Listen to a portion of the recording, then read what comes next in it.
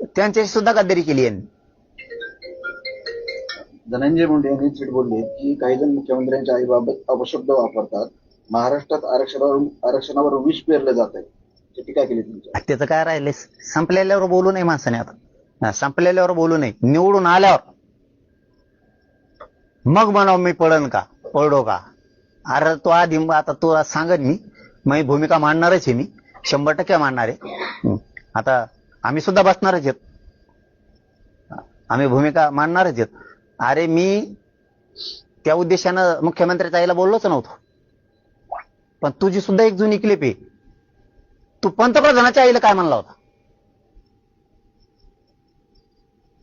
ती शब्द सुद्धा काढण्यासारखा नाही. म्हणला होता का नाही?